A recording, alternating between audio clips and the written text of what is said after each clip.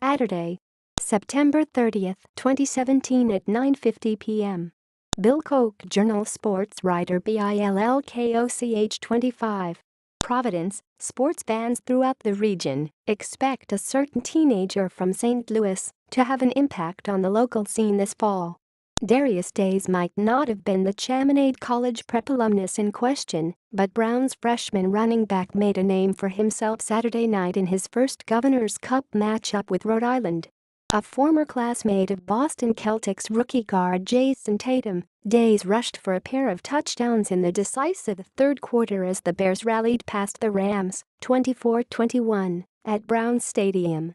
Daies didn't have a carry to his name through the first 2 weeks of the season, but injuries and infectiveness elsewhere on the depth chart put him front and center under the portable lights. He totaled 95 of Brown's 172 rushing yards on just 16 attempts, giving the Bears just the right mix for coach Phil Estes to open up the playbook. "I wasn't expecting to get in the game or get a bunch of carries," Daies said of the opening 2 weeks. "Tonight, when coach called my number, I just tried to settle down and settle in. He performed real well this week," Estes said. "He became our secret weapon. He really did a great job." It was the 6th time in the last 7 years Brown has lifted the trophy, with a 28-13 defeat in Kingston last year snapping the Bears' longest winning streak in the rivalry since Dwight Eisenhower was in the White House.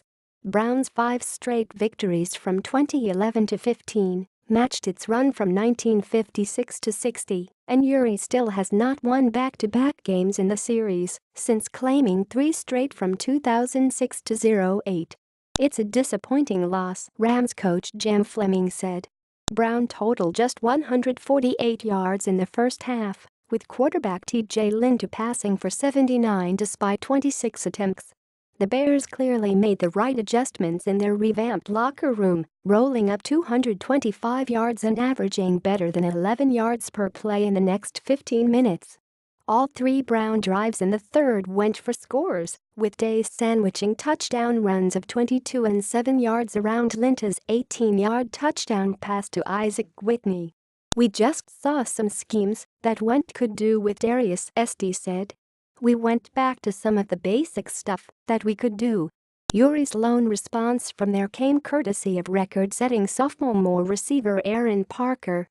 He matched Rams great Bobby Apker, 1994, with a touchdown reception in his 7th straight game, a 25-yard hookup from Tyler Harris with 10:19 left in the fourth quarter.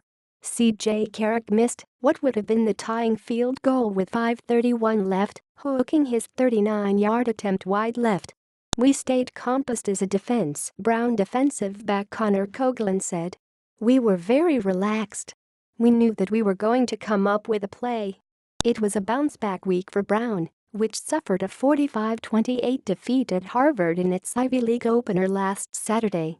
That was the same Crimson team that was ambushed by the Rams at Meade Stadium, 17-10, in their season debut. "What you do, as always, is you start to question everything that you do and how you do it," Estes said. "And you don't want to do that. Tonight, we came together." The 2 teams combined to punt 11 times and go 1 for 15 on third down through the opening 30 minutes, making ball security paramount. URI, 1-4, converted 2 of Brown's 3 turnovers into scores, a pair of one-play drives that handed the Rams a 14-3 lead into the locker room. URI's first big play came on special teams, as Justin Hogan forced a fumble on a punt and Shea alum Mamadou Mbai pounced on the loose ball. Harold Cooper did the rest, racing through the left side 54 yards for a score to give the Rams a 7-0 lead. A defensive stand by URI forced the Bears, 2-1, to settle for a 19-yard Ben Rosenblatt field goal, making it 7-3, and that same unit kept the momentum going in the second quarter. LB Mac's huge hit off the weak side forced Linta to fumble. Mike Ezerick recovered and Harris hit Kerry Denny for a 19-yard score to give the Rams their halftime cushion.